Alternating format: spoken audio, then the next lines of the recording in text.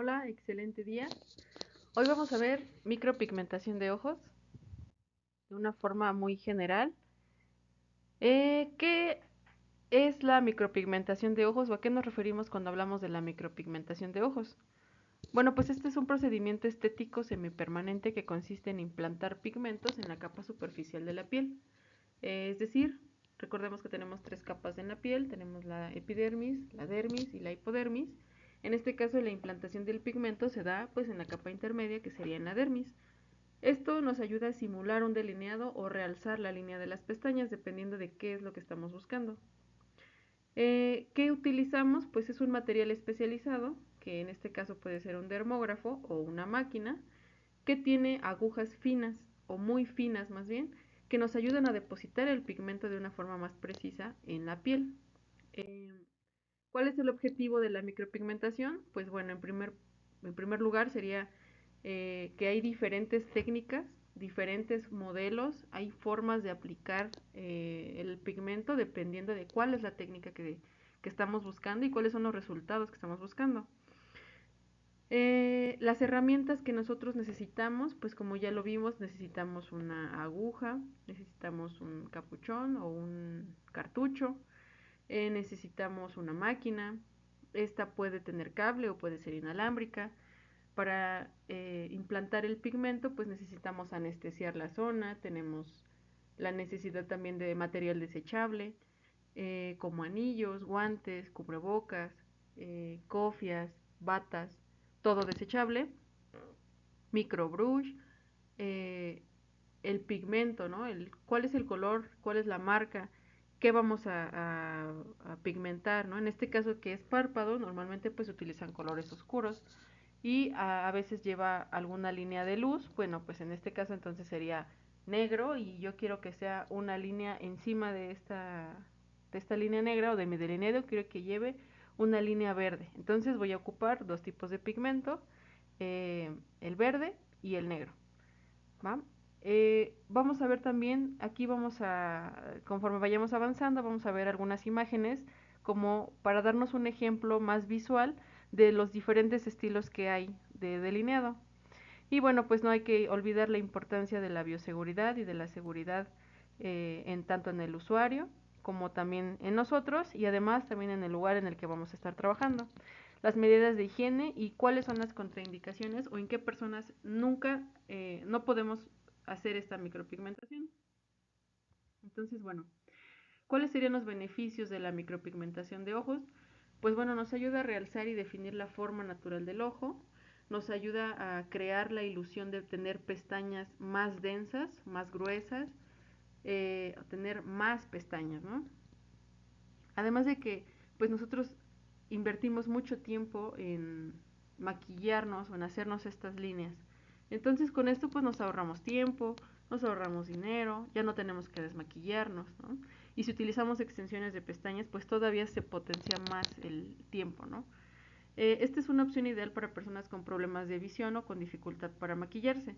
¿Por qué? Porque pues ya una vez que lo realizas, al tratarse de un maquillaje semipermanente, pues nos dice que se van a realizar algunos retoques, pero tal vez nos realizamos una primera vez, el retoque sería al mes y medio o al mes, dependiendo pues de lo que tú consideres, y a partir de ese segundo retoque se puede volver a retocar al año, año y medio, 2 años, dependiendo de cómo se ve el pigmento, de mi proceso de cicatrización, de la exposición al sol, de qué tanto a lo mejor a mí me gusta ir a la alberca, ¿no? Y yo practico natación. Entonces, estos factores, pues recordemos que esos nos van a ayudar a que el pigmento se disminuya o que vaya bajando más su intensidad. Por lo tanto, pues la duración del pigmento tiene que ver con factores externos y también con factores internos, o sea, con el proceso, ¿no? Por ejemplo, si yo estoy enferma de a lo mejor diabetes, pues muy probablemente mi cicatrización sea diferente y el pigmento tal vez me dura un poco menos de lo que le dura a otras personas. Pero si a lo mejor yo tengo diabetes, pero estoy cuidada, me tomo mis medicamentos, voy a mi médico y estoy en tratamiento constante y no me descuido, no ando en el sol, hago ejercicio o actividad física, pues esto nos ayuda todavía a que el pigmento dure un poco más, ¿no? Nos dice que también nos ayuda a proporcionar un aspecto arreglado y definido de forma duradera. Por lo tanto, pues la autoestima nos ayuda, ¿no? El vernos bien, voltear a ver, vamos caminando y volteamos hacia un vidrio, hacia a un edificio y nos vemos y nos gusta cómo nos vemos, ¿no? Te gusta ese reflejo que ves de ti, por lo tanto, pues nos ayuda también a la autoestima.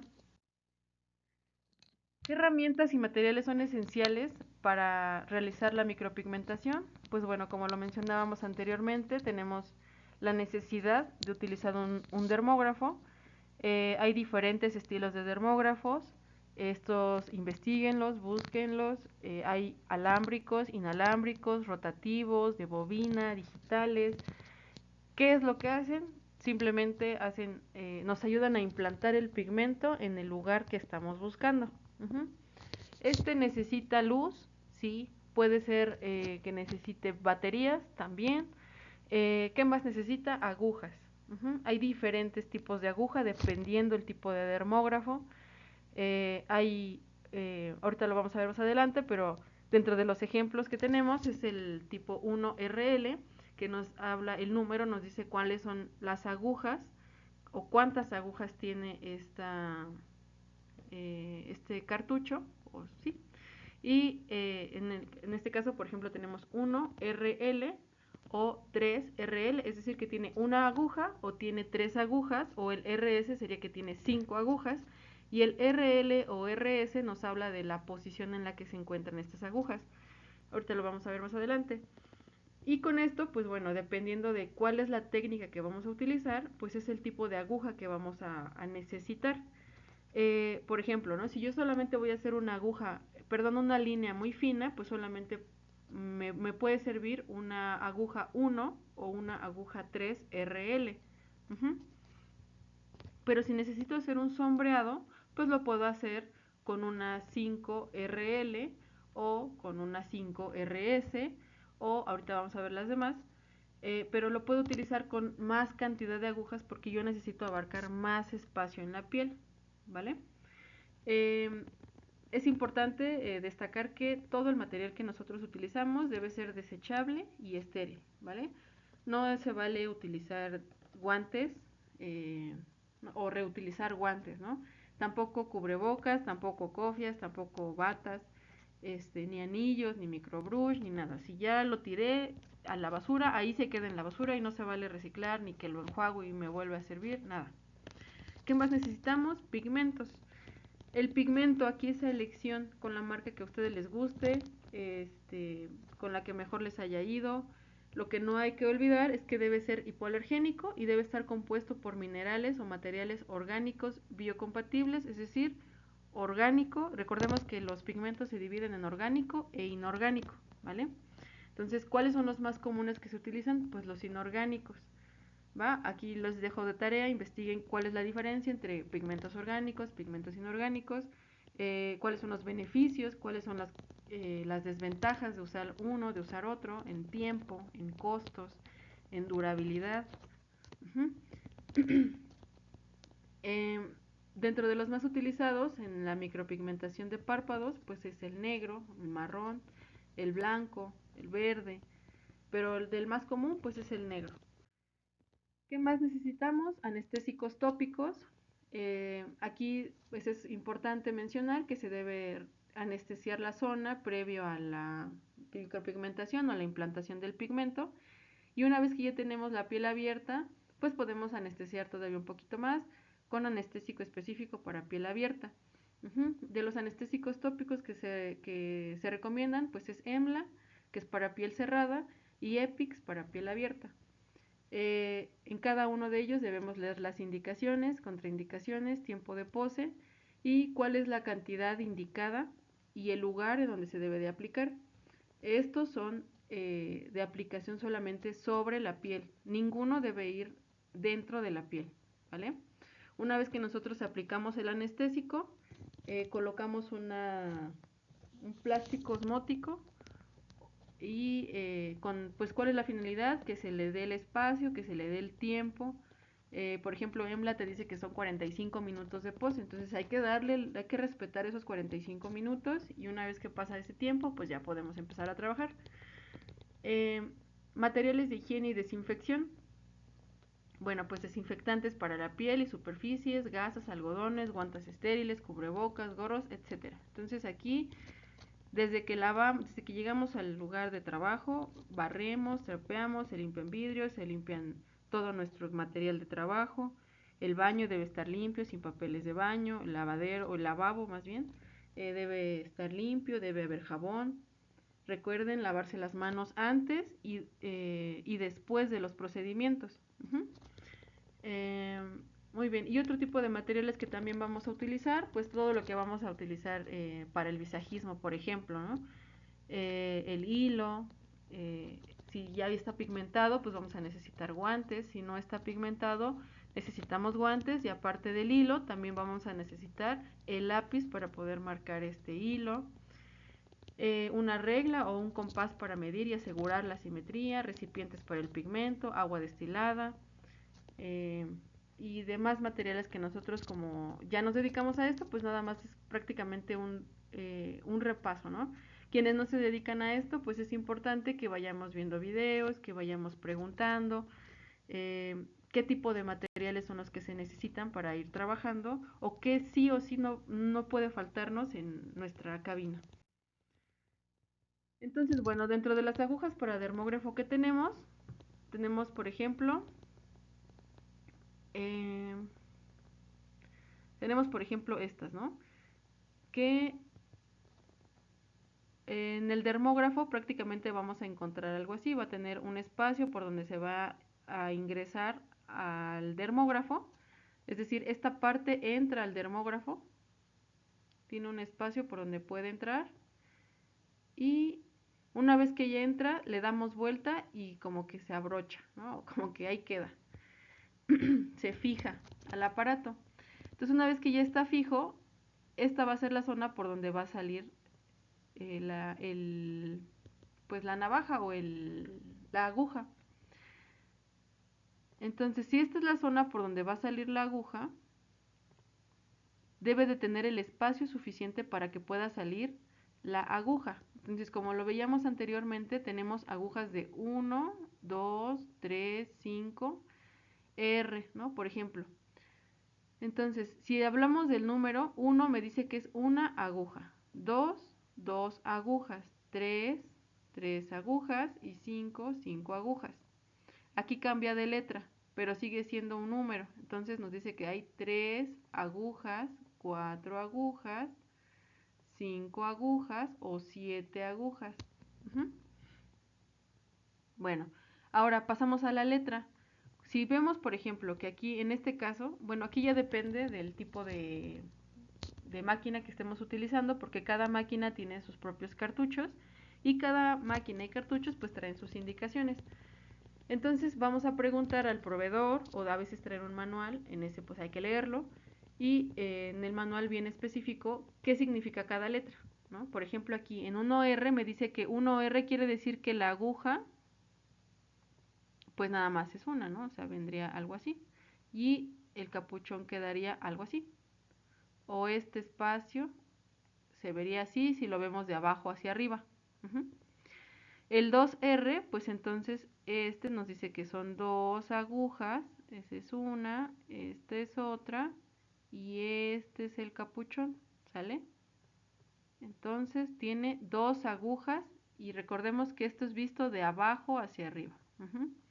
El 3R tenemos dos tipos de tres, ¿no? O podemos encontrar la forma o más bien agujas en conjunto de diferentes tipos. Podemos encontrar algo así que sería como en línea, o sea, tres agujas en línea, una, dos y tres, o las podemos encontrar como si quisieran hacer un triángulo, uno, dos y tres.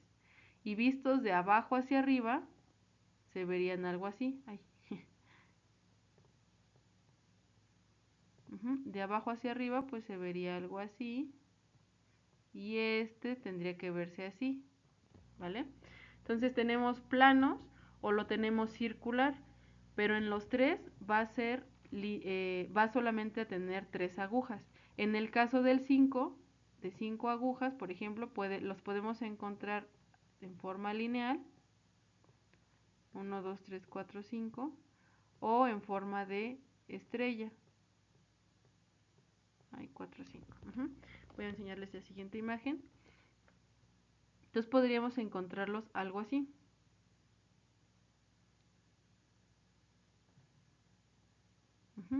Podríamos encontrarlos en esta forma, que es lineal, o podemos encontrarlos en esta forma, que es como en conjunto, como en círculo, ¿vale? Entonces nuevamente vamos a encontrar que el número nos va a decir la cantidad de agujas que tiene y la letra nos va a decir cómo están acomodadas. Por ejemplo, aquí 1 RL, pues es solamente una aguja. 1 RL, una sola aguja. 3 RL son 3, pero están en forma lineal, ¿vale? O 3F puede ser así, en forma de círculo. O RF. Es que depende aquí de cómo lo maneje cada marca. Aquí sí hay que preguntar, como les mencionaba anteriormente. ¿Y qué más podemos utilizar? O encontrar la 5RL, que va a estar de forma lineal, como aquí. O la 5F, que va a estar así, como este de aquí al lado, ¿vale? Muy bien, ¿cuáles son las técnicas de aplicación del pigmento? Bueno, ¿qué es la técnica de aplicación? Pues decimos que es una forma en la que el pigmento se introduce dentro de la dermis gracias a que utilizamos una máquina que nos permite hacer movimientos rápidos, movimientos a una velocidad que no podríamos lograr con nuestra mano y que además nosotros vamos a regular la profundidad pues de cada intervención en la piel. Esto nos da más precisión, nos permite trabajar más rápido, mejor. ¿Qué nos permite trabajar más rápido y mejor? La práctica, ¿vale? En un inicio pues nos va a costar mucho trabajo, en un inicio vamos a batallar, no le vamos a encontrar la forma, vamos a estar ahí eh, enojándonos con la máquina porque a lo mejor no funciona, porque no le entiendo, porque no sé qué es esto, pero poco a poco que conforme vayamos practicando pues se va a ir quitando pues esas malas experiencias. Es importante aquí el manejo del dermógrafo, ¿sí? Que vamos a manejar el ángulo de la aguja, la velocidad del dermógrafo, la presión que le vamos a aplicar al dermógrafo y la profundidad. Entonces recordemos que el dermógrafo pues tiene un lugar en donde por donde se puede tomar o por donde lo vamos a agarrar con la mano, que sería por aquí, y después aquí se va a ir haciendo más delgado. Va a llegar un espacio donde solamente vamos a poder colocar la aguja, o en este caso el cartucho, y una vez que coloquemos el cartucho, lo que sigue más pequeño sería la aguja. Entonces nuestra mano prácticamente pues va a abarcar este espacio. Prácticamente este espacio es lo que vamos a abarcar con nuestra mano y es lo que nos va a permitir hacer la manipulación de un lado hacia el otro o de adelante hacia atrás. ¿Dónde podemos modificar la velocidad y la profundidad? Bueno, pues depende del dermógrafo. Hay dermógrafos que vienen con un rollito aquí para poder manipular la velocidad y la profundidad. Y hay algunos, como el que les enseñé hace ratito, que lo tienen en la cajita y en la cajita nos permite ver la velocidad, nos permite ver la profundidad pues del dermógrafo. ¿Cuáles son los movimientos comunes que se utilizan para la micropigmentación de ojos? Bueno, en general la micropigmentación, bueno, pues se le conoce como puntillismo, que esto nos permite crear un efecto más suave o sombreado o movimientos lineales para un delineado definitivo. Entonces tenemos movimientos así, tenemos movimientos así y también tenemos movimientos así. Que nos van a permitir hacer ese punteo, ¿vale? Pero sin la necesidad de que quede una línea, porque para hacer una línea, pues justamente tendríamos que hacer eh, la técnica lineal, ¿no? O la técnica como dibujando un cilio, como lo que vemos aquí en la imagen. Pero no es el caso en el párpado, ¿va? Ya sea superior o inferior, no es la técnica que utilizamos. Lo que utilizamos es puntillismo, porque vamos haciendo punteo de lugar, ¿va? Entonces, ¿cuáles son los que conocemos o cuáles son los más famosos? Pues tenemos el delineado clásico o eyeliner superior e inferior. ¿Cuál sería su descripción? Pues dice que es una técnica básica y popular y consiste en crear una línea definida en la línea de las pestañas superiores y o inferiores, que es prácticamente lo que vemos aquí en la imagen. Encontramos una línea en el párpado inferior y también en el párpado superior. ¿El objetivo cuál es? Resaltar la forma del ojo, dar la ilusión de pestañas más densa y proporcionar un aspecto maquillado de forma sutil o más intensa. Variaciones. Puede ser muy delgada, una línea delgada muy fina y pegada a pestañas, o sea, es decir, sin que sea, por ejemplo, con este grosor, pues ya no quedaría. Pero también lo podemos encontrar con una línea más gruesa visiblemente como es la que vemos, y al final le podríamos dar este toquecito para que no quede corto, ¿no? O que no quede mocho, ¿no? El final del ojo o el rabito del ojo, le podemos dar este final como que si fuera una colita de gato, ¿no? Como el efecto ojo de gato, pero en este caso pues nosotros no vamos a hacer ese efecto, solamente es para darle un toque final que se vea estético, ¿vale? ¿Cuál es lo principal en lo que vamos a observar o en qué nos vamos a fijar? Pues que sea simétrico y que sobre todo le guste al usuario, ¿vale? Tenemos el siguiente que es el cat A o el delineado alado. La descripción es que, bueno, es similar al delineado clásico, pero este se extiende en la línea en la esquina exterior del ojo, creando una colita hacia arriba. Entonces, esta colita pues es como la que vimos anteriormente, pero esta todavía es más larga, ¿no? La otra nada más era como por aquí y esta no, esta sí ya tiene un espacio suficiente. ¿El objetivo cuál es? Alargar y levantar visualmente el ojo, creando un efecto felino. ¿Cuáles son las consideraciones más importantes? Pues este requiere una precisión para lograr simetría entre ambos ojos y que la forma se adapte bien a la estructura facial. Aquí pues lo hacemos siempre con ayuda de nuestra usuaria, qué tan larga la quiere, qué tan gruesa quiere esa línea, y es importante que se esté viendo constantemente en el espejo pues para que le guste, ¿no? Esté conforme con esa línea que se le va a delinear. Después tenemos el sombreado o el efecto ahumado, que como se ve aquí, bueno, aquí en la imagen les puse una pues con maquillaje, pero prácticamente nosotros hacemos un efecto similar, ya no llegamos hasta esta zona, pero sí tocamos toda esta parte de aquí abajo. Entonces, en nuestro caso, bueno, ¿cuál es la descripción más sencilla? Nos dice que en lugar de una línea nítida, se crea un efecto difuminado o ahumado a lo largo de la línea de las pestañas.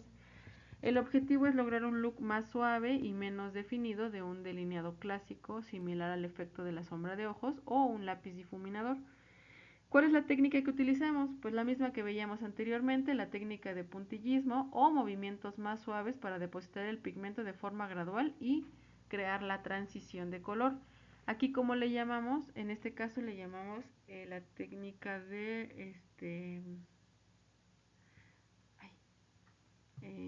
se llama péndulo, es como nosotros lo vamos a llamar también, que nos va a permitir hacer un punteo muy suave y específico en una zona pues donde yo lo planeo, ¿no? Donde yo quiero. O en este caso pues mi usuaria donde quiere. Y después tenemos otra técnica que es la micropigmentación en la línea de agua. Este consiste en aplicar pigmento solamente en la línea interior del párpado. Es decir, nos dice que es la mucosa, pero recordemos que hay que tener cuidado con la mucosa. ¿Qué pudiera pasar si yo toco la mucosa del ojo? Es que el pigmento migre a otro lugar que no sea el párpado. Entonces, ¿qué debo tocar? Solamente la línea externa, ¿sí? Toda esta línea donde tenemos las pestañas debe quedar justo por encima de esta, pues de mi ojo. Entonces, ¿dónde vamos a implantar el pigmento? Por encima de las pestañas, en la zona más externa del crecimiento de mis pestañas, o lo más cercano hacia el párpado externo o a la piel. No vamos a tocar la parte interna del párpado, ¿sí? Recordemos que si es mucosa, el pigmento puede migrar, ¿va? Entonces aquí hay que tener cuidado. ¿El objetivo cuál es? Intensificar la mirada y hacer que los ojos parezcan más grandes y definidos. Sus consideraciones, pues es que es una zona más delicada y sensible. Algunos profesionales evitan esta técnica debido al riesgo de irritación o desplazamiento del pigmento. ¿Por qué? Porque, repito, es mucosa. Investiguemos cuál es la diferencia o cuántos tipos de tejido tenemos en el cuerpo y por qué migra el pigmento. ¿Cuál es la diferencia de que yo implante el pigmento en la epidermis o en la dermis a que yo lo implante en la mucosa o en el tejido conectivo? ¿Cuál es la diferencia? ¿Vale? Y ahí lo van a ver ustedes.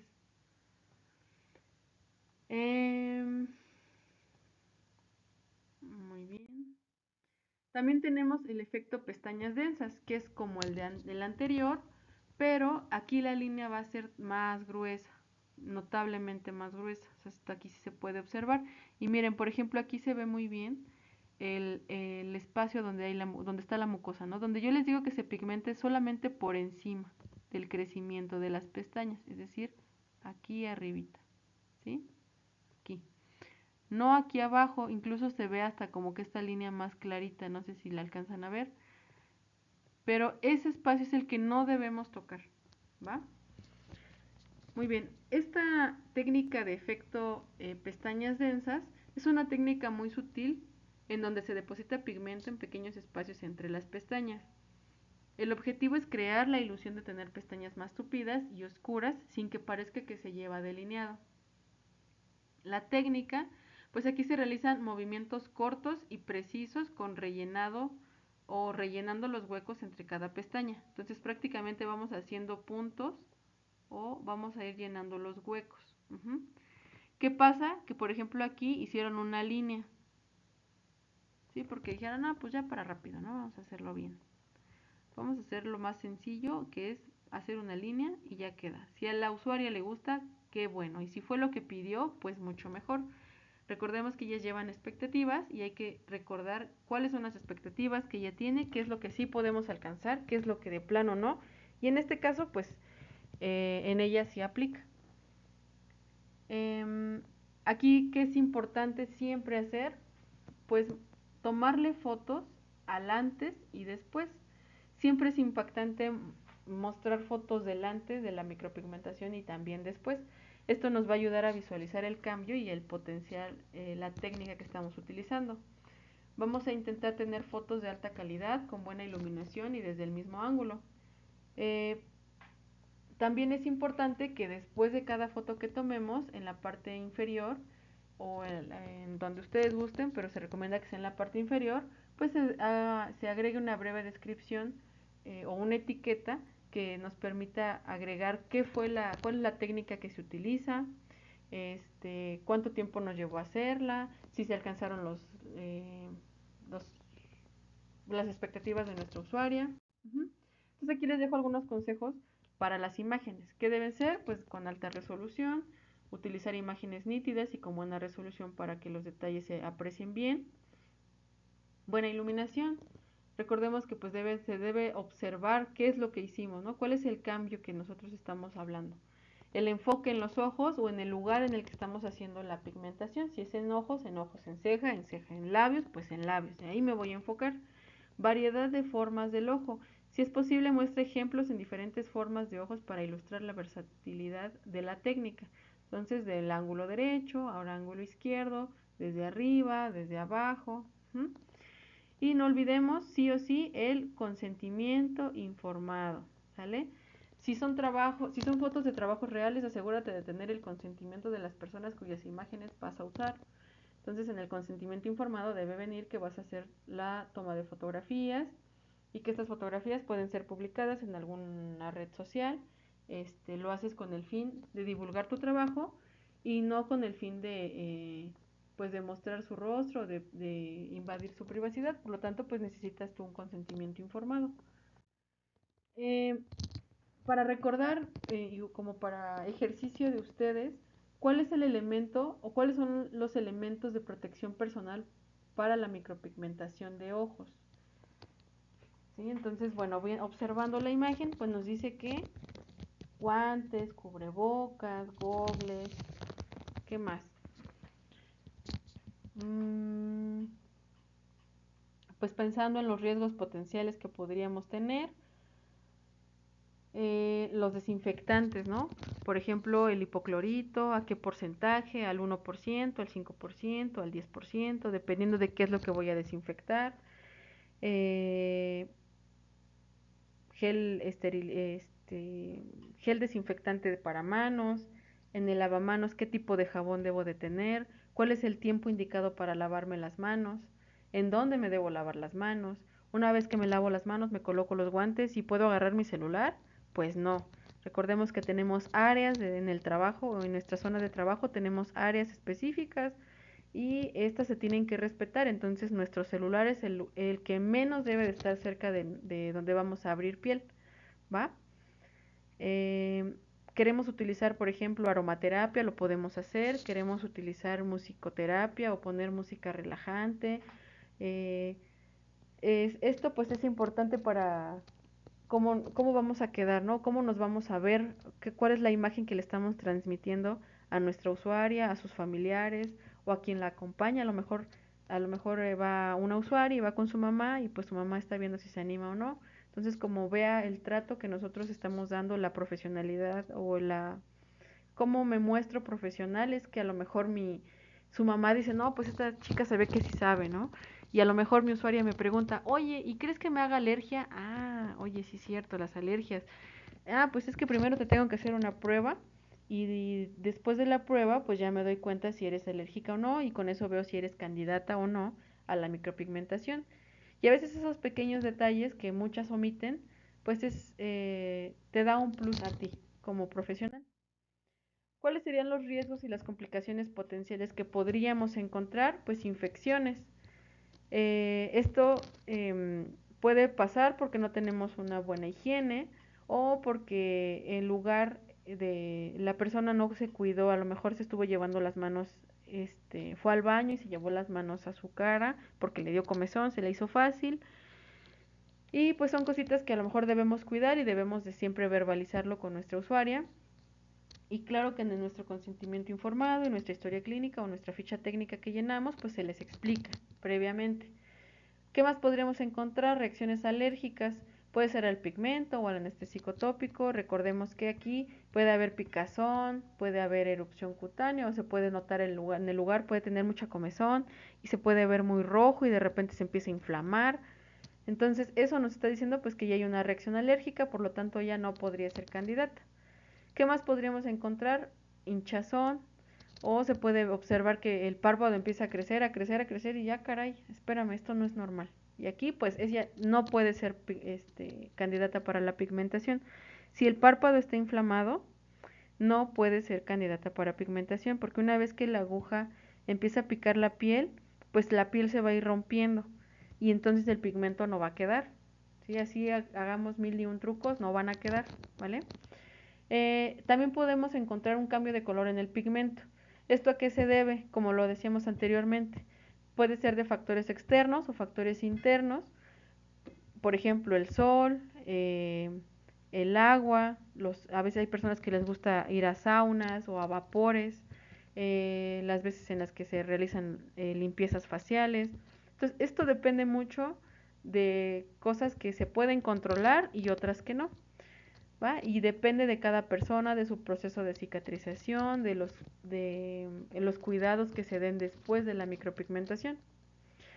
¿Qué más podemos encontrar? Migración del pigmento, que es lo que les decía hace rato. Si nosotros vemos que el pigmento se está migrando, o sea que me pasé de la línea y estoy tocando mucosa y el pigmento se está yendo, pareciera que le aventé una hogatita del pigmento y como que se ve negro todo alrededor, dejo de pigmentar, enjuago ese ojito y ya no voy a poder pigmentar esa zona.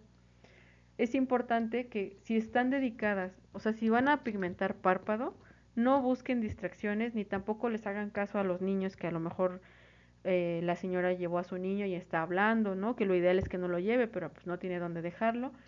Lo mantengan en un lugar seguro, sin que les cause a ustedes distracciones y se dediquen solo a lo que están haciendo. En este caso, pues es pigmentar el párpado para no tener este tipo de errores que nos podría llevar pues alguna, a lo mejor alguna denuncia o alguna demanda de tipo legal, no sé, o a lo mejor que nos cierren el lugar o que nos etiqueten en redes sociales y nos anden quemando y diciendo que somos malas trabajando, que no tenemos idea de lo que estamos haciendo. Y a lo mejor sí tenemos idea y sí sabemos por qué lo estamos haciendo. Y es la primera vez que nos pasa. ¿Y por qué pasó? Pues porque me distraje, ¿no? A lo mejor tenía yo otras, tengo problemas en mi casa y se me ocurre pensar en ese momento en eso y cuando me doy cuenta, pum, ya estoy pigmentando zonas que no debería. Entonces aquí sí o sí concentración y pues no distraerse para nada. ¿Qué más pudiera tener alguna complicación? Pues cicatrización irregular. Es raro, pero pueden formarse cicatrices hipertróficas o queloides, ¿no? Que son las comunes. Puede haber dolor o incomodidad durante y después del procedimiento, aunque se utilice el anestésico. Hay personas que les duele mucho y hay que pues hay que aplicar más anestésico. No se valen los comentarios de que no, pues la belleza cuesta, ¿no? Y ahora te aguantas y hasta que acabe. No, vamos a ser eh, empáticas con el dolor de la otra persona y si le duele, pues vamos a aplicar un poquito más de anestésico, no pasa nada. Y si a lo mejor tú planeabas que la pigmentación va a durar 2 horas, pues no va a durar 2 horas, a lo mejor va a durar 3. Pero mientras la usuaria no se sienta incómoda y pues ella puedas trabajar bien, ¿no? Y daño en la córnea, un riesgo muy bajo si se toman las precauciones adecuadas. El cliente debe mantener los ojos cerrados y el profesional debe ser muy preciso. Aquí, ¿qué es importante? Si utiliza lentes de contacto, pues que se retire lentes de contacto. No se vale que tomen café antes, ni bebidas energetizantes, ni que fumen marihuana, ni ningún otro remedio que ellos se sepan para andar tranquilos, que nosotros sepamos que les va a alterar el sistema nervioso, que van a estar inquietos. Uh-huh. Por eso también se les pide que vayan sin familiares, que les estén, que los distraigan o que les estén hablando, ¿no? Los niños, por ejemplo, que son de mamá, tengo sed, mamá quiero ir al baño, mamá quiero ver una película. Entonces, este tipo de distracciones no pueden estar, no deberían estar en nuestra cabina. Entiendo que a veces pues no hay en dónde dejar al niño, pero sí podemos hacer que el niño pues o niña se quede en un lugar seguro, a lo mejor viendo la tele o le prestamos una tablet o algo para que esté entretenido y no nos moleste a la mamá que podría traer a lo mejor alguna consecuencia como esto, ¿no? Que estamos pigmentando, sin querer ella abre el ojo y pum, le pico el ojo con la aguja en su, pues sí, la pico donde no debería, ¿no? O implanto el pigmento donde no debería y pues me va a traer consecuencias legales. Entonces, aquí es importante que sean muy serias con este tema o con este punto. Y aquí yo sí diría cero tolerancia, pero pues entiendo que hay ocasiones en las que pues no se puede. ¿Cuáles son las medidas de higiene y seguridad indispensables? ¿Sí? Los desechables, usar materiales desechables, agujas, guantes, cubrebocas, batas, cofias, este, todo desechable, esponjas, por ejemplo, a veces hacen limpiezas faciales, también las esponjas son de uso personal, si ya las utilizaron con esa persona, regálenle esas, o bueno, no las regalen, más bien se las están cobrando pues de su servicio. Entonces, que se las lleve a su casa y si quieren a lo mejor que las traigan a la siguiente cita y si no, pues que las cambien y le entregan una nueva después, pero no se vale reciclar, ¿vale? ¿Qué más? Esterilización del equipo reutilizable. Si es que hay equipo, por ejemplo, que vamos a reutilizar como la camilla, pues hay que limpiarlo, sanitizarlo, la lámpara, el carrito auxiliar, mi banco, ¿va? Si se utilizan piezas de mano o componentes como el dermógrafo, en este caso que lo utilizamos, pues sí hay que desinfectarlo, ¿va? También desinfectamos el área de trabajo, como lo vimos, pues las superficies, el entorno, el piso, ventanas, carrito auxiliar, etcétera. Charolas también a veces llegamos a utilizar. También es importante recordar que se debe preparar la piel del cliente antes de empezar con el tratamiento. Entonces, si la usuaria lleva maquillaje, pues mis indicaciones es que no lleve maquillaje, pero a veces lo llevan porque van después del trabajo. Entonces debo tener el material indicado para que se pueda retirar el rímel o la base o el maquillaje, ¿vale? El uso de películas o de barreras de protección, por ejemplo, este, los protectores solares que ya tienen maquillaje, también aquí es importante que se los retiren por completo. Y no hay que olvidar el consentimiento informado. Aquí es nuestra responsabilidad saber explicar qué está firmando, por qué lo está firmando, debe colocar fecha, nombre completo y firma. Se debe explicar que el cliente está plenamente informado de los riesgos, de los beneficios, de los cuidados y de las alternativas que están posteriores al tratamiento, ¿sí? Antes de dar su consentimiento se le tiene que explicar todo lo que se le va a realizar. Te voy a realizar esto, me va a durar tanto tiempo, va a tener tanto costo, puede que me tarde más, puede que tarde menos, las expectativas de tu trabajo son estas y lo que yo te ofrezco es esto. Si ella está de acuerdo, pues adelante, ¿va? Y así nos evitamos malos entendidos. ¿En qué personas está contraindicado la micropigmentación, en este caso de párpados? Bueno, en personas o mujeres embarazadas y lactando, en mujeres o en personas que tengan enfermedades oculares activas, por ejemplo, conjuntivitis, blefaritis, orzuelo, y demás, ¿vale? Personas que tengan trastornos de coagulación o que estén tomando anticoagulantes, ¿sí? Ellos siempre vamos a preguntar en nuestra historia clínica, en nuestra ficha técnica, ¿consume algún medicamento? Sí. ¿Cuál? Ácido acetil salicílico, aspirina, que es el común. Ok, aquí no podemos utilizar, no podríamos hacer la micropigmentación porque pues no es lo ideal. ¿Sí? A lo mejor por alguna cosa se me va la mano y empiezo a tener alguna reacción alérgica o empieza a sangrar, se me pasó la aguja y me pasé de profundidad. Entonces aquí hay que tener cuidado. ¿Qué les recomiendo? Que primero lo autorice su médico y después, pues ahora sí que ya venga y me diga, ¿sabes qué? Sí, mi médico me autorizó, aquí está la receta donde dice que sí me autoriza. Ah, ok. ¿Qué sería lo ideal? Pues que deje de consumir el anticoagulante, pues días antes, para que, o sea, de acuerdo a como el médico lo indique, para que yo pueda trabajar sin ningún problema.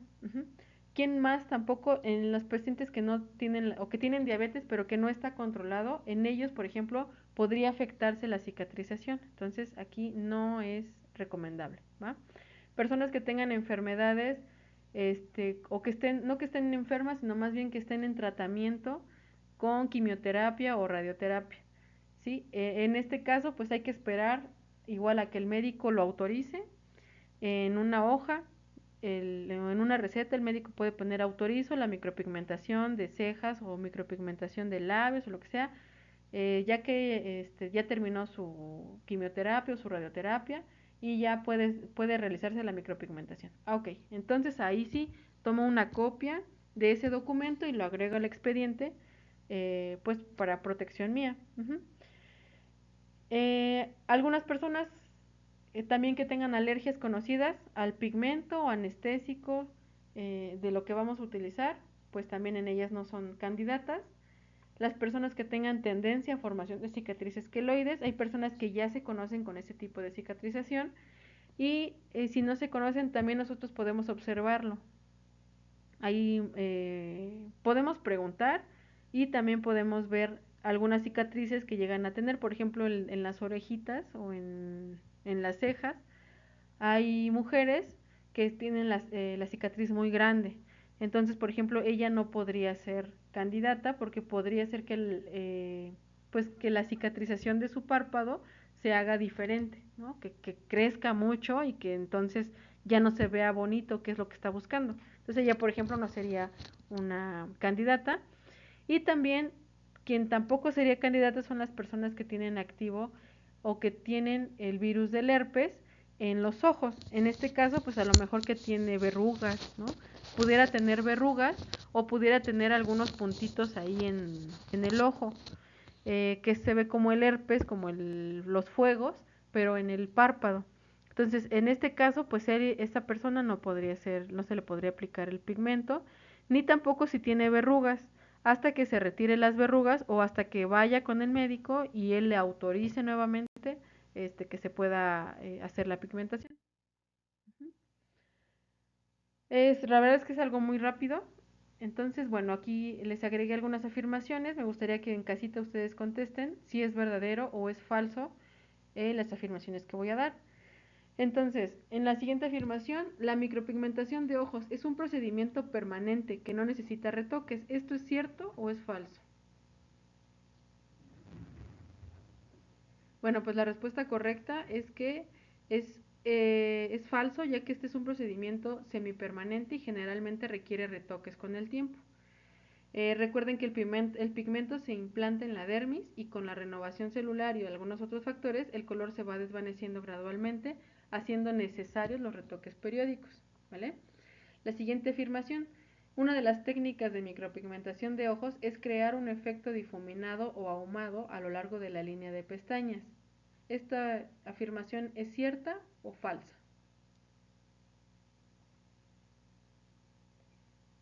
Ok, esta afirmación pues es cierta. Esta técnica se conoce como sombreado o efecto ahumado y busca un look más suave que un delineado definido.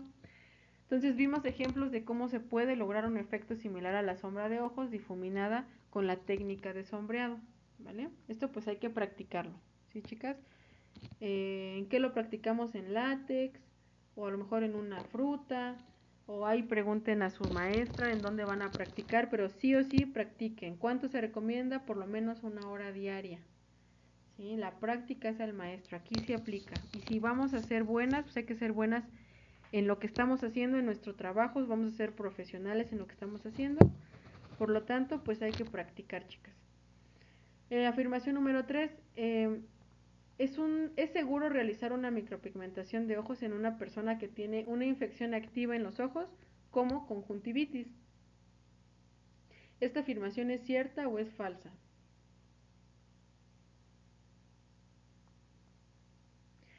Bien, pues es falsa. ¿Sí? Las infecciones oculares activas son una contraindicación y se debe esperar a que la infección se resuelva por completo para evitar pues que la enfermedad se complique. Recuerden que la seguridad es lo primero, ¿vale? Realizar el procedimiento con una infección activa aumenta significativamente el riesgo de complicaciones y una mala cicatrización. Y por último, la afirmación final, o la número 4, es que para un delineado de ojos muy fino y preciso, se suele utilizar una aguja de micropigmentación con configuración 1RL. ¿Esta afirmación es cierta o falsa?